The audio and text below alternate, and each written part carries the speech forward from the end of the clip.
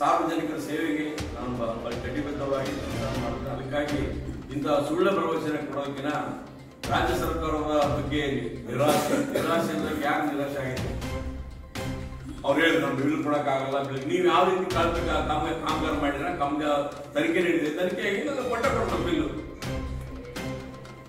ಆ contract bill ಕೊಡಕ್ಕಾಗಲ್ಲ, ಅದು ಕೊಡಕ್ಕಾಗಲ್ಲ, ಇಂಥ ಸರ್ಕಾರ ಇದ್ರೆ ಹೋದ್ರೆ ಅನ್ನೋ ರೀತಿಯಲ್ಲಿ ಅವ್ರು ಮಾತಾಡೋದ್ರಿಂದ ಸರ್ಕಾರ ಸಾಧನೆ 2 ವರ್ಷದಲ್ಲಿ ಇವತ್ತು ಮೊನ್ನೆ ಹೊಸಪೇಟೆ ನಡೆದಂತ ಜನಸಾಗರ ಸಾಕ್ಷಿ ಸಾಕು.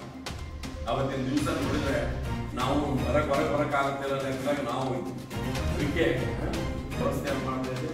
ಅದಕ್ಕಾಗಿ ಇಂಥ 0 ಅನ್ನೋ ರೀತಿಯಲ್ಲಿ ಬಿಟ್ಟು ಅಭಿವೃದ್ಧಿ ಯಾವ ರೀತಿ ಚಿತ್ತ ಆಗಬೇಕು, ಯಾವ ರೀತಿ ನಾವು ಮಾಡಬೇಕು, ತಾಲೂಕಿನ ಅಭಿವೃದ್ಧಿ ಯಾವ ರೀತಿ ಮಾಡಬೇಕು ಅನ್ನೋ ರೀತಿಯಲ್ಲಿ ಅವ್ರು ಇದು ಮಾಡಬೇಕು.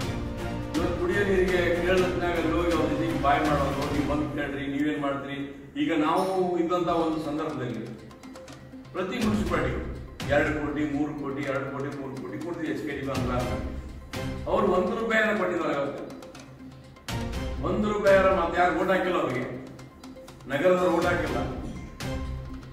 ಬಟ್ ಅಭಿವೃದ್ಧಿ ಪಡಿಸ್ಬೇಕು, ಇದನ್ನು ಮಾಡ್ಬೇಕು. ರೈತ ಬಿಟ್ಕಾಸಿ ಎಲ್ಲೆಲ್ಲೋ ಇಟ್ಟು ಏನೇನೋ ಮಾಡ್ಕೊಂತ ಅದು ಸರಿ ಸಮಜಾಯಿಸಲ್ಲ. ಅದಕ್ಕಾಗಿ ಇವತ್ತು ತಮ್ಮ ಮುಖಾಂತರವಾಗಿ ಮಾನಪಾವತಿಯವರಿಗೆ ನಮ್ಮ ಸರ್ಕಾರದ ಬಗ್ಗೆ ಅವಹೇಳನೆ ಮಾಡಲಾರಬೇಕು. ಮುಂದಿನ ಅಭಿವೃದ್ಧಿ ಯಾವ ರೀತಿ ಮಾಡಬೇಕು, ನಾವು ತಾಲೂಕನ್ನ ಒಂದು ಮಾದರಿ ತಾಲೂಕನ್ನು ಮಾಡಬೇಕು. ಮೊನ್ನೆ ತಾವು ಹೇಳಿದ್ರೆ ನನ್ನ ಕ್ಷೇತ್ರದ ಒಂದು ಅಭಿವೃದ್ಧಿ ಜೀವನಗೋಸ್ಕರವಾಗಿ ನಾನು ಅವಿರುದ್ಧವಾಗಿ ಇದು ಮಾಡ್ತೇನೆ.